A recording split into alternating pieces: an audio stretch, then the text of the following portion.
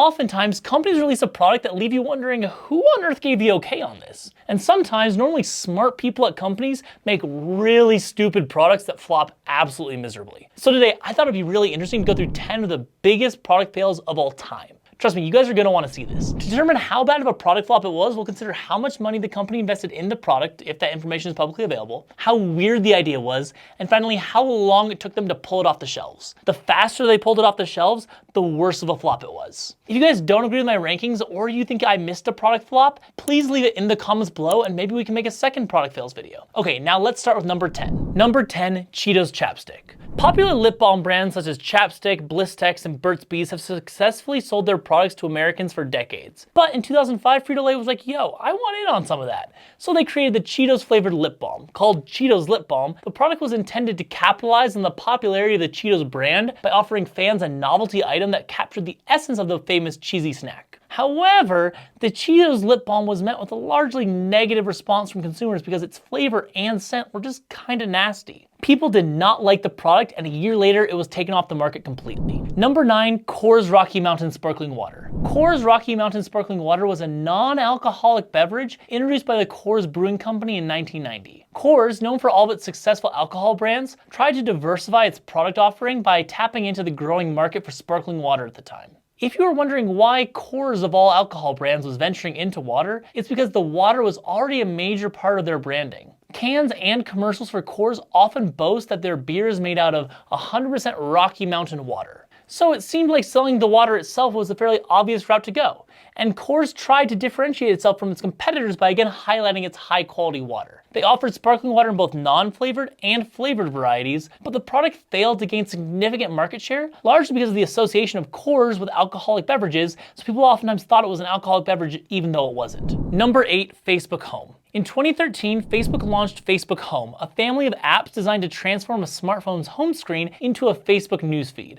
Despite the company's massive user base, the product failed due to clunky operation, difficulty toggling between interfaces, and limited customization options. Within a month, the 2-year subscription plan had dropped from $99 to 99 cents. Critics argue that Facebook Home was really only suited to super dedicated users, as it consumed significant data and battery life. But Facebook originally claimed that they were going to continue to upgrade the Android-only app, but just a short while later they disbanded the entire engineering team assigned to the project and took the app off the Google Play Store. Number 7, Persil Power. Unilever introduced Persil Power detergent to the market in 1994. The key selling point of Persil Power was its ability to remove tough stains at lower water temperatures, thanks to a new ingredient called manganese catalyst, also known as accelerator or MCP. The company was so confident in the accelerated catalyst that it carried out its $300 million introduction of the Persil Power without any formal market testing. Business note, forgoing testing on your product is never a good idea. Soon after its launch, consumers started complaining that the detergent was causing damage to their clothes if washed in hot water, including color fading and melting the fabric itself. After 9 months on the shelves, the company replaced Persil Power with Persil New Generation, a detergent without the accelerator compound, but Unilever still had to deal with lawsuits by rival brands about faulty advertising, losing millions of dollars on unsold inventory and tarnishing its brand image. Number 6, Quickster. As Netflix was growing, it had a sizable streaming customer base and a sizable DVD rental customer base. As Netflix grew, management thought the two groups were different enough to be served by different entities. Quickster was the idea to create a separate company to cater to just the DVD crowd. So CEO Reed Hastings announced in September of 2011 that the company's plan was to spin off its DVD rental service into Quickster. The move, meant to allow Netflix to focus more exclusively on streaming services, would have cost consumers about 60% more if they wanted to continue to use both sides of the services. Customers hated the idea that they would have to pay so much more for the exact same service. So Netflix and Hastings quickly scrapped the plan less than a month after it was announced. Number 5, the HP touchpad. In 2011, Hewlett-Packard launched the touchpad, hoping to rival Apple's incredibly successful iPad. HP allegedly ordered about 500,000 units, and the company introduced the device with a really expensive advertising campaign featuring numerous celebrities like boxer Manny Pacquiao. However, after only a month and a half in the market, HP discontinued the touchpad and the WebOS operating system on which it was based. The tablet sold a mere 25,000 units in its 49-day shelf life, and HP announced that they were going to lose about $1 billion from the flop, including about $250 million in unsold inventory and $750 million in losses from salaries, wasted research and development, and expensive advertising. In HP's defense though, the touchpad wasn't an entirely flawed product. Although it had rough edges and everything like that, they could have really been refined over time. However, the problem was that the touchpad just didn't outperform the iPad in any specific way, which made it just another tablet in the already overcrowded tablet market. Number 4, Premier Smokeless Cigarettes. In 1988, R.J. Reynolds, the second largest US tobacco company, invested $325 million in a smokeless tobacco product that was intended to be a safer way to use a cigarette. In addition to the concerns over the product's actual safety, smokers missed the familiar elements of traditional cigarettes, and they said it tasted kind of like burning plastic. Reynolds sunk close to $1 billion into the product before pulling it off the market in less than 4 months. Number 3, New Coke. Over the 15 years leading up to 1985, Coca-Cola's flagship cola drink had been losing market share due to Pepsi. To compete, the company changed the drink's formula for the first time in 99 years. But consumers were not only unhappy with the new taste, but also felt betrayed by Coke for changing the formula of their beloved beverage. People are very defensive of their Coke and they absolutely love it. And the negative response was so strong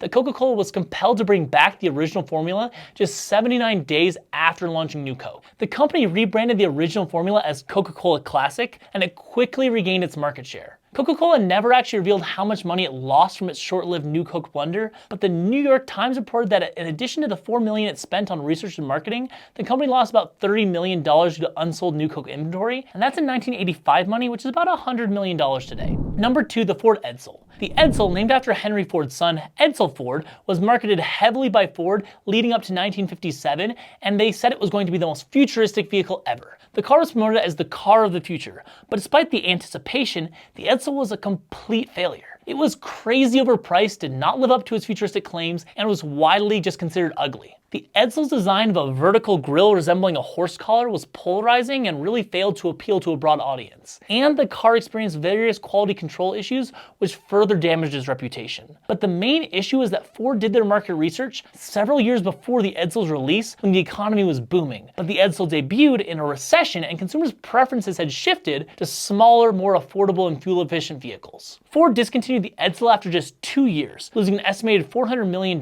which remember, that's in 1960s money, which is about $4.1 billion today. Number 1, the Galaxy Note 7. And now in first place as one of the most iconic business failures of all time comes Samsung and their Galaxy Note 7. The Samsung Galaxy Note 7 had to be recalled due to a serious safety concern of mild explosions. Shortly after its release in August of 2016, numerous reports emerged that the phone was catching fire or straight up exploding while charging or just being used like normal. The cause was traced back to a manufacturing defect in the lithium-ion batteries, which led to them overheating and eventually exploding. In response to the safety concerns, Samsung initially issued a recall for about 2.5 million Galaxy Note 7s and offered replacement units with the supposedly safer batteries. However, even some of those replacement devices continued to explode, leading Samsung to issue a second recall and ultimately discontinue the Galaxy Note 7 entirely after only 4 months of coming out. The Galaxy Note 7 recall had a huge impact on Samsung's reputation and finances, with an estimated cost exceeding $5.3 billion.